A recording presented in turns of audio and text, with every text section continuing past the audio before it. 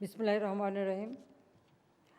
আজকের অনুষ্ঠানে সভাপতি, সহকর্মীবৃন্দ, আমন্ত্রিত অতিথিবৃন্দ, বুনিয়াদী প্রশিক্ষণ কোর্সের প্রশিক্ষণার্থীবৃন্দ এবং সুধীমণ্ডলী, আসসালামু আলাইকুম। ৭১তম বুনিয়াদী প্রশিক্ষণ কোর্সের সনদ বিতরণ ও সমাপনী অনুষ্ঠানে উপস্থিত সকলকে আন্তরিক শুভেচ্ছা জানাচ্ছি। সাফল্যের সঙ্গে এই কোর্স সম্পন্ন করায় প্রশিক্ষণার্থীদের আমার আন্তরিক অভিনন্দন। করোনার মতো বৈশ্বিক মহামারীর প্রাদুর্ভাবের মধ্যে সফলভাবে কোর্সটি আয়োজন সম্পন্ন করায় সংশ্লিষ্ট সকলকে আমি আন্তরিক ধন্যবাদ জানাচ্ছি। আমি গভীর শ্রদ্ধার সঙ্গে স্মরণ করছি সর্বকালের সর্বশ্রেষ্ঠ বাঙালি জাতির পিতা বঙ্গবন্ধু শেখ মুজিবুর রহমানকে। 1948 সালে সেই ভাষা আন্দোলন থেকে নিয়ে শুরু করে পর্যায়ক্রমিকভাবে বিভিন্ন আন্দোলন সংগ্রামের মধ্য দিয়ে 1971 সালে তিনি আমাদেরকে একটি রাষ্ট্র উপহার দিয়েছেন এবং বাঙালি জাতি হিসেবে প্রতিষ্ঠিত করেছেন। আমি শ্রদ্ধা জানাই জাতীয় চার নেতার প্রতি, 30 লক্ষ শহীদের প্রতি, 2 লক্ষ মা বোনের প্রতি। একটা যুদ্ধবিধ্বস্ত বাংলাদেশের দায়িত্ব তিনি হাতে নিয়েছিলেন, যে বাংলাদেশটা দীর্ঘদিন একটা প্রদেশ, যে বাংলাদেশ শোষিত, বঞ্চিত, নির্যাতিত, নিগৃহীত ছিল, একটা যুদ্ধবিধ্বস্ত দেশ। রাস্তাঘাট, পুল, ব্রিজ সব কিছু যেখানে ধ্বংসপ্রাপ্ত, কারেন্সি নোট ছিল না, গোলায় এক ফোঁটা খাদ্য ছিল না, 1 কোটির উপর মানুষ শরণার্থী, 3 কোটির উপর মানুষ গৃহহারা, গণহত্যার ফলে বিভিন্ন পরিবার ধ্বংসপ্রাপ্ত। একেবারে বলতে গেলে ধ্বংসস্তূপের উপর দাঁড়িয়ে জাতিপিতা বঙ্গবন্ধু শেখ মুজিব যাত্রা শুরু করেছিলেন। হাতে সময় পেয়েছিলেন মাত্র 3 বছর, 3.5 বছর। একটি জাতির জন্য এটা অত্যন্ত স্বল্প একটি সময়, কিন্তু এই 3.5 বছরের মধ্যেই যুদ্ধ বিধ্বস্ত বাংলাদেশকে তিনি গড়ে তুলেছিলেন এবং একটা প্রদেশকে রাষ্ট্রীয় কাঠামো গড়ে তোলার সব ধরনের আইন, নীতি, বিধি সব কিছু করে দিয়েছিলেন এবং আমাদের মাত্র 9 মাসের মধ্যে একটি সংবিধান উপহার দিয়েছিলেন। এবং একটি স্বাধীন রাষ্ট্রের প্রশাসনিক ব্যবস্থা গড়ে তোলার জন্য তিনি একটা শিক্ষা ব্যবস্থাকে একদিকে যেমন আধুনিকীকরণের জন্য ডক্টর কুদরতি খোদা কমিশন গঠন করেন এবং শিক্ষার ব্যবস্থাটা নেন, সেই সাথে অ্যাডমিনিস্ট্রেটিভ সার্ভিসেস রিঅর্গানাইজেশন কমিটি গঠন করেন, যে আমাদের স্বাধীন দেশের উপযোগী একটা অ্যাডমিনিস্ট্রেটিভ সার্ভিস কীভাবে গড়ে উঠবে সেটারও একটা ব্যবস্থা তিনি নিয়েছিলেন। অর্থাৎ আমরা যখন রাষ্ট্র পরিচালনা করতে যাই তখন আমরা দেখি যে এত অল্প সময়ের মধ্যে আমার মনে হয় পৃথিবীর কোনো দেশে কোনো নেতা এভাবে করতে পারেননি, যে একটা রাষ্ট্রীয় কাঠামোকে কীভাবে তিনি দাঁড় করিয়েছিলেন। শুধু তাই না, অর্থনৈতিকভাবেও বাংলাদেশকে স্বাবলম্বী করবার জন্য তিনি খেতে খামারে, কলে কারখানায় উৎপাদন বৃদ্ধি করার যেমন আহ্বান দিয়েছিলেন, পাকিস্তানিদের পরিত্যক্ত সমস্ত শিল্প কলকারখানা সবই তিনি জাতীয়করণ করেন, রাষ্ট্রের দায়িত্ব নিয়ে সেগুলি পরিচালনা করেন, সেই সাথে সাথে বাংলাদেশকে অর্থনৈতিকভাবে এগিয়ে নিয়ে যান। তার বলিষ্ঠ নেতৃত্বের কারণে মাত্র 3.5 বছরের মধ্যে বাংলাদেশের প্রবৃদ্ধি 7 ভাগের উপরে উন্নীত হয়েছিল। বাংলাদেশ একটি স্বল্পোন্নত দেশ হিসেবে প্রতিষ্ঠা লাভ করে। দুর্ভাগ্য আমাদের 75 15ই আগস্ট জাতির পিতাকে নির্মমভাবে হত্যা করা হয়। শুধু তাকে না, বাংলাদেশের রাষ্ট্রপতি জাতির পিতাকে হত্যার সাথে সাথে আপনারা জানেন যে আমার মা বেগম ফজিলাতুন্নেসা মুজিব, আমার 3 ভাই, আমার ছোট ক্যাপ্টেন শেখ কামাল মুক্তিযোদ্ধা, ঢাকা বিশ্ববিদ্যালয়ের ছাত্র ছিল, আমার আর এক ছোটো ভাই লেফটেন্যান্ট শেখ জামাল মুক্তিযোদ্ধা, এবং আমার 10 বছরের ছোট্ট শিশু ভাই রাসেল সহ আমাদের পরিবারের সদস্যদের নির্মমভাবে হত্যা করে। এই হত্যায় যেমন পারিবারিকভাবে আমরা সব হারিয়েছি, কিন্তু বাংলাদেশের মানুষ হারিয়েছিল তার সকল আশা, ভরসা, ভবিষ্যৎ।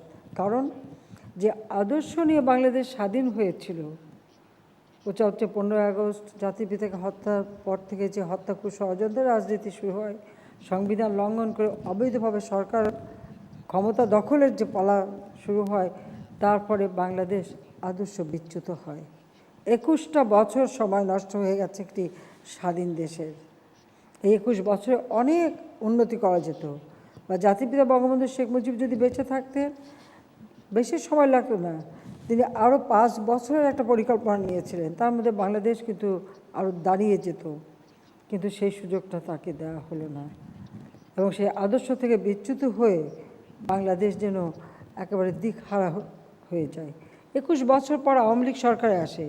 সরকার আসার পর থেকে আমরা জাতির পিতার সেই আদর্শ নিয়ে, আমাদের মহান মুক্তিযুদ্ধের চেতনা এবং স্বাধীন বাংলাদেশের আদর্শ নিয়ে আমরা রাষ্ট্র পরিচালনার দায়িত্ব নিই এবং 96 থেকে 2001 সালের মধ্যে বাংলাদেশ খাদ্য স্বয়ংসম্পূর্ণতা অর্জন করে এবং সারা বিশ্বব্যাপী একটা মর্যাদাও আমরা পেতে শুরু করি এবং উন্নয়নের গতিধারাটা অব্যাহত থাকে।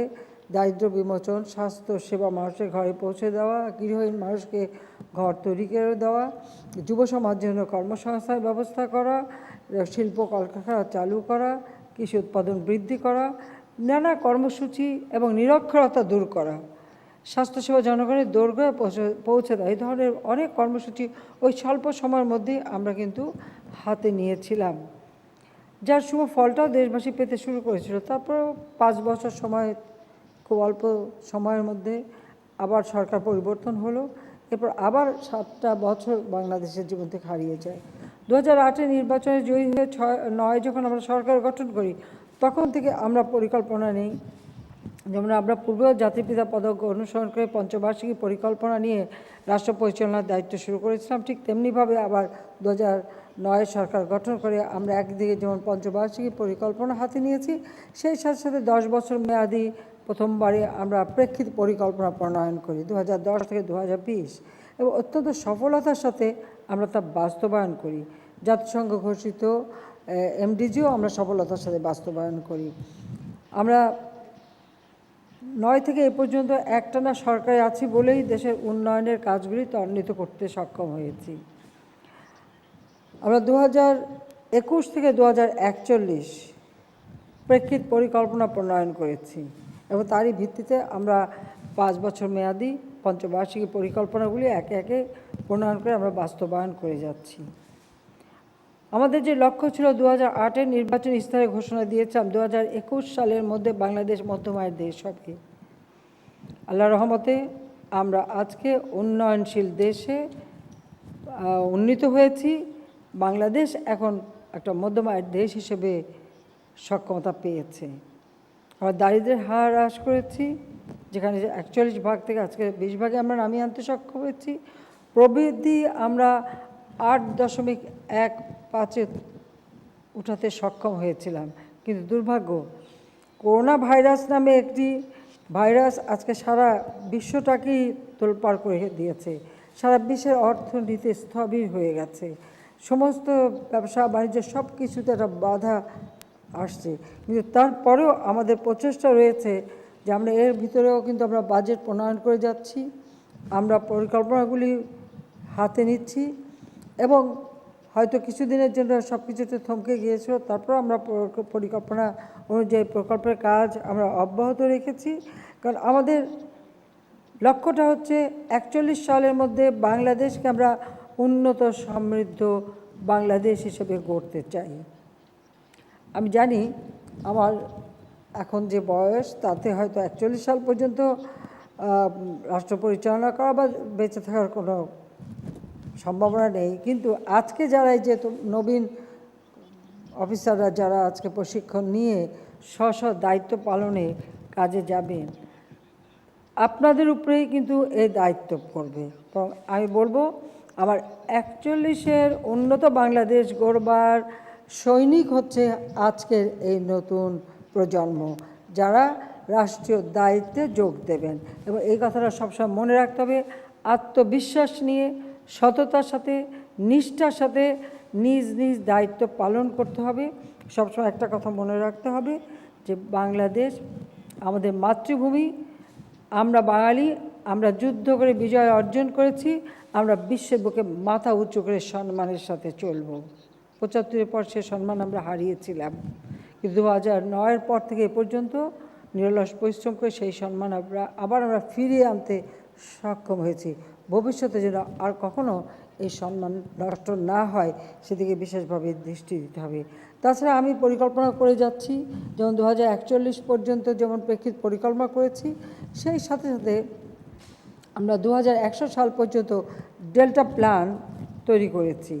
এবং সেটা বাস্তবায়নের কাজ আমরা শুরু করেছি। হ্যাঁ, এই সমস্ত পরিকল্পনাগুলি বিশ্বের সাথে আমাদের তাল মিলিয়ে চলতে হবে। প্রযুক্তি এবং বিজ্ঞানের নতুন নতুন উদ্ভাবন হবে, তার সাথে সামঞ্জস্য রেখেই আবার এগুলি হয়তো সময় মতো মানে সংশোধন করতে হবে বা নতুন নতুন ধারণা নিতে হবে। কিন্তু একটা কাঠামো যদি থাকে তার উপর ভিত্তি করে কিন্তু সব কাজগুলি করা সম্ভব।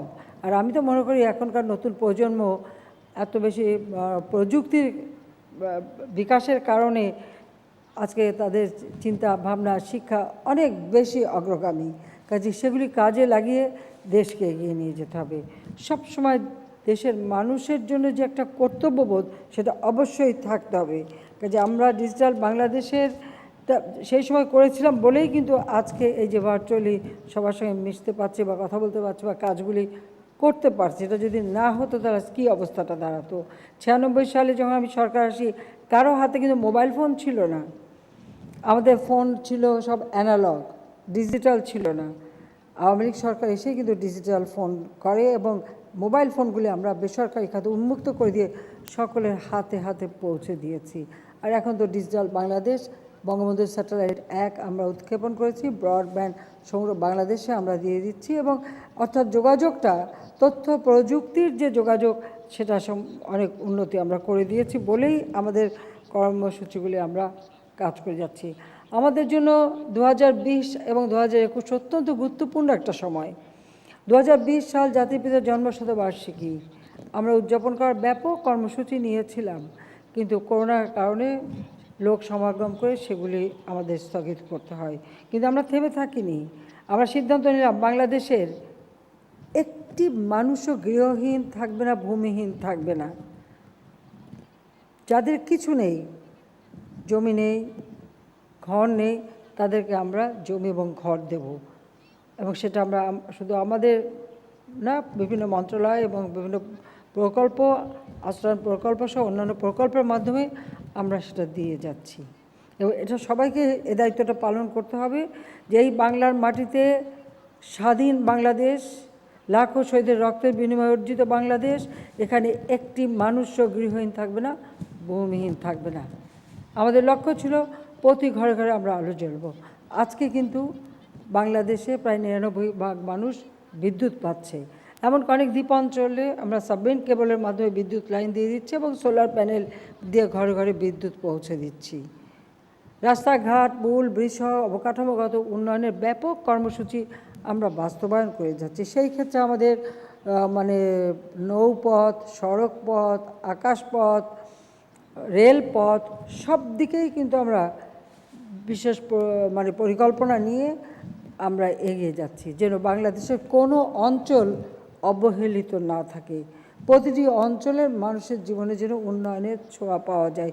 আর সে কারণেই ঘোষণা দিয়েছি যে প্রতিটি গ্রামকেই আমরা শহরের সব ধরনের সুযোগ সুবিধা মানুষ যাতে পায় সে ব্যবস্থা করব। অর্থাৎ আমার গ্রামকে আমি শহর হিসেবে রূপান্তর করব। তার মানে হচ্ছে যে গ্রামীণ মানুষগুলি যেন নিজেদেরকে কখনো অবহেলিত মনে না করে, তারাও যেন শহরের সকল সুযোগ সুবিধা পায়। সেভাবেই আমরা কিন্তু আমাদের পরিকল্পনা করে যাচ্ছি। আমরা যে উন্নয়নশীল দেশের মর্যাদা পেয়েছি এটা আমাদের ধরে রাখতে হবে। এটা ধরে রেখেই দেশকে এগিয়ে নিয়ে যেতে হবে। আমি মনে করি যে আমাদের যে অর্জন এ পর্যন্ত আমরা করেছি এটা ঠিক, এটা আমি বলবো না যে এটা শুধু আমার একার বা আমার দলের বা আমার সরকারের একার অর্জন না। আমি বরং সবাইকে সাধুবাদ জানাই যে আমাদের এই সমস্ত পরিকল্পনা বাস্তবায়নে একেবারে মাঠ পর্যায়ে সকলে, প্রশাসন বলেন, আইন শৃঙ্খলা রক্ষাকারী সংস্থা বলেন, আমাদের সশস্ত্র বাহিনী বলেন, আমাদের বিডিআর বলেন, আনসার বিডিবি বলেন, বা প্রকৌশলরা বলেন, বা প্রত্যেকে, আমাদের কৃষিবিদ, আমাদের গবেষক, সকলেই কিন্তু আন্তরিকতার সাথে কাজ করেছে। হয়তো সব নাম আমি হয়তো বলতে পারছি না, কিন্তু প্রত্যেকে যাকে যেখানে দায়িত্ব দিয়েছি অত্যন্ত আন্তরিকতার সাথে কাজ করেছে বলেই মাত্র 12 বছরের মধ্যে বাংলাদেশে আমরা বিরাট পরিবর্তন আনতে সক্ষম হয়েছি। আজকের বাংলাদেশ উন্নয়নশীল দেশ, 41-এর বাংলাদেশ হবে উন্নত সমৃদ্ধ দেশ। সেইভাবে সেই কথা মাথায় রেখে জনগণের প্রতি মানে একটা আন্তরিক থেকে তাদের সেবা দেওয়ার মধ্য দিয়েই সকলকে কাজ করবার জন্য আমি অনুরোধ জানাচ্ছি। আমরা দেশে গণমুখী জনপ্রশাসন ব্যবস্থা সংহত করার জন্য আমরা বিভিন্ন কার্যক্রম গ্রহণ করেছি। সিভিল সার্ভিসের সদস্যদের দেশে বিদেশে প্রশিক্ষণের ব্যবস্থা নেওয়া হয়েছে, যেটা স্বাধীনতার পরপর যখন যুদ্ধবিধ্বস্ত দেশ জাতির পিতা গড়ে তুলছেন তখনও তিনি শুরু করেছিলেন, এবং সেই সীমিত সম্পদ দিয়ে কিন্তু তিনি বিদেশে প্রশিক্ষণ, পিএইচডি করবার জন্য বা উচ্চশিক্ষার জন্য তিনি অফিসারদের পাঠানো শুরু করেছিলেন।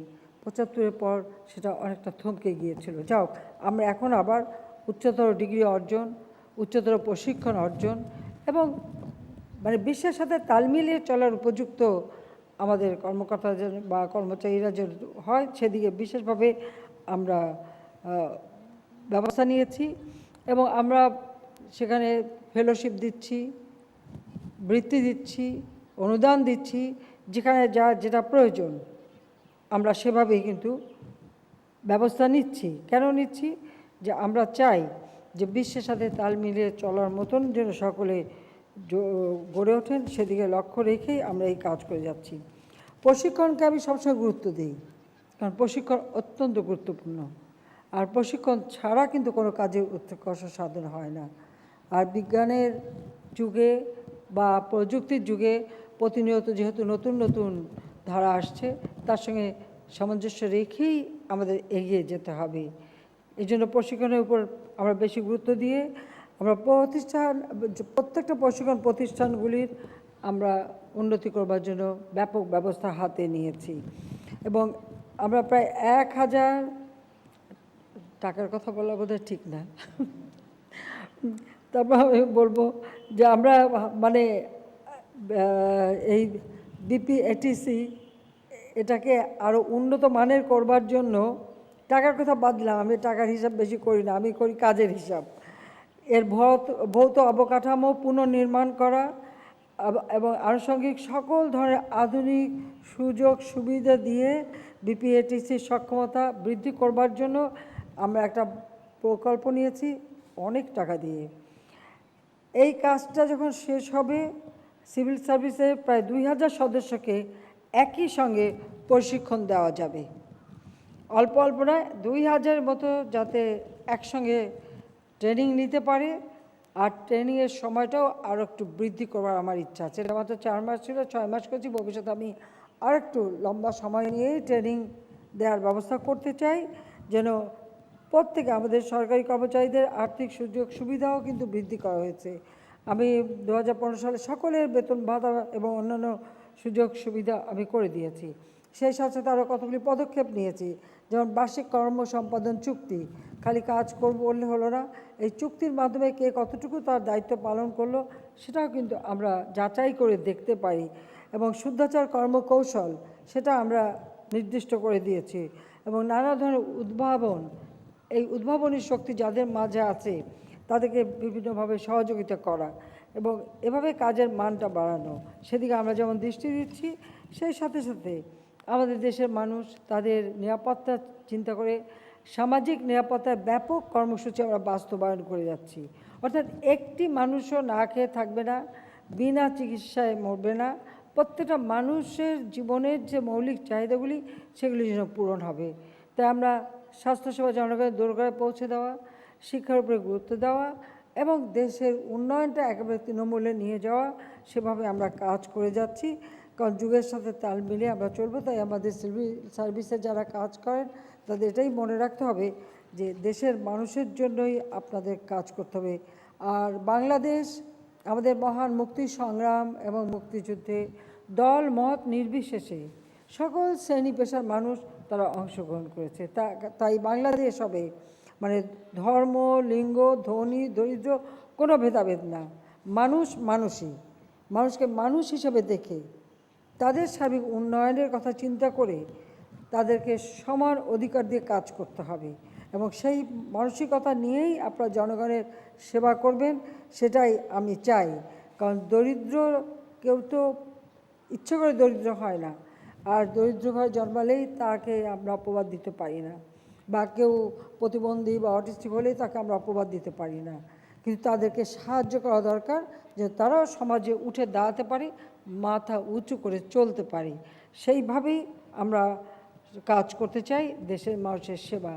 এবং জাতির পিতা যে কথা বলে গেছেন 1975 সালে 26শে মার্চ সরহদী উদ্যানের জনসভায় সরকারি কর্মচারীদের উদ্দেশ্যে তিনি বলেছিলেন, আমি কোট করছি,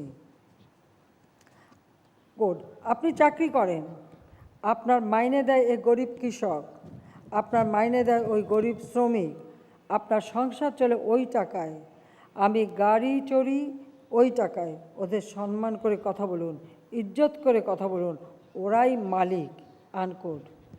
বাংলাদেশের জনগণই বাংলাদেশের মালিক।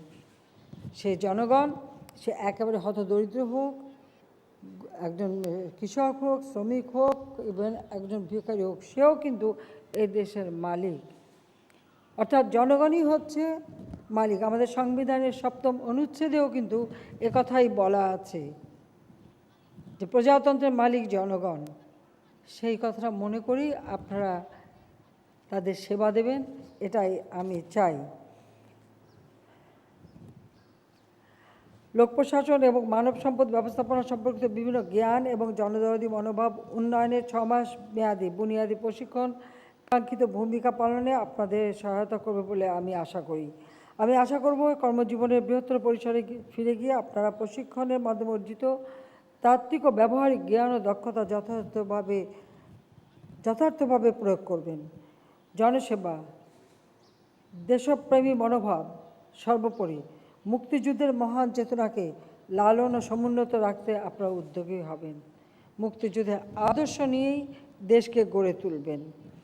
করোনা ভাইরাস এখন একটা মহামারী আকারে দেখা দিয়েছে এবং আমরাও সেই ধাক্কাটা দেখতে পাচ্ছি। কাজেই আমাদের তাৎক্ষণিক কিছু ব্যবস্থা আমরা নিলেও হয়তো ভবিষ্যতে আরও কঠোর পদক্ষেপ আমাদের নিতে হবে মানুষকে বাঁচানোর জন্য, এবং সেটা আমরা নেব। আপনারাও এ ব্যাপারে সতর্ক থাকবেন, নিজেকে সুরক্ষিত রাখবেন, স্বাস্থ্যবিধি মেনে চলবেন এবং অপরকেও যাতে সুরক্ষিত থাকে সেদিকে বিশেষভাবে দৃষ্টি দিবেন। আমি সমগ্র দেশবাসীকে আজকে এই সবার মাধ্যমে সবাইকে বলবো, শুধু ঢাকা এবং অনলাইনে আরও অন্যান্য জায়গায় যারা আছেন, প্রত্যেকে আপনারা স্বাস্থ্য সুরক্ষা বিধিটা মেনে যাতে চলে সে ব্যবস্থাটা নেবেন। মানুষের জীবন জীবিকা চলতে হবে, মানুষকে আমরা কষ্ট দিতে পারি না, কিন্তু সেখানে স্বাস্থ্যবিধি মেনে চলা একান্তভাবে অপরিহার্য। সেদিকে সকলে বিশেষভাবে আন্তরিকতার সাথে কাজ করবেন এবং প্রত্যেকে যেন স্বাস্থ্যবিধি মেনে চলেন। আমি যেমন মাস্ক পরা এটা একান্তভাবে দরকার, সেই সাথে সাথে একটু গার্গেল করা, বা প্রত্যেকে যখন মিশবেন বা কোথাও কাজ করবেন, অফিস আদালতে যাবেন বা মার্কেটে যাবেন, যেখানে যাবেন ঘরে ফিরে সাথে সাথে একটু গরম পানির ভাপটা নেবেন, যাতে, কারণ এই ভাইরাসটা সবসময় আপনারা দেখেন নাকের থেকে এটার নেওয়া হয়, নমুনা নেওয়া হয়, অর্থাৎ সাইনাসের যে বাসা বাঁধে, তো সেটা যেন না বাঁধতে পারে সেজন্য একটু গরম পানি ভাপ নিয়ে নিজেকে সুরক্ষিত করা এবং অপরকে সুরক্ষিত করা, এবং যেখানে যাবেন মাস্কটা পরে রাখবেন। কাজে সেভাবে নিজেকে সুরক্ষিত করবেন এবং আপনার আশেপাশে যারা আছে তারাও সুরক্ষিত থাকবেন। আপনারা যারা দায়িত্ব নিয়ে আজকে কর্মস্থলে যাবেন সেখানেও যাতে সকলে এই স্বাস্থ্যবিধি মেনে চলে সে বিষয়টা অবশ্যই আপনারা দৃষ্টি দেবেন, সেটা আমি অনুরোধ করি। যাক, আমি সবাইকে আমার আন্তরিক অভিনন্দন জানাচ্ছি এবং যারা খুব ভালো রেজাল্ট করেছেন তাদের তো বটেই, এবং সকলে মিলে পাশ করেছেন সেজন্য সবাইকে আন্তরিক অভিনন্দন। আপনাদের কর্মজীবন সার্বিক সাফল্য আমি কামনা করি। সবার জীবন সুন্দর হোক, সফল হোক, এবং আপনাদের প্রচেষ্টায় আমার বাংলাদেশের মানুষের জীবন সুন্দর সফল হোক। ইনশাল্লাহ বাংলাদেশ সোনার বাংলাদেশ হিসেবে গড়ে তুলে জাতির পিতার স্বপ্ন আমরা পূরণ করব। আপনাদেরকে ধন্যবাদ জানাচ্ছি এবং পরিশেষে 71তম বুনিয়াদী প্রশিক্ষণ কোর্সের সফল আয়োজনের জন্য বাংলাদেশ লোক প্রশাসন প্রশিক্ষণ কেন্দ্র সহ সকল প্রশিক্ষণ প্রতিষ্ঠানের সংশ্লিষ্ট সকলকে আন্তরিক ধন্যবাদ জানাচ্ছি। ভালো থাকেন, সুস্থ থাকেন।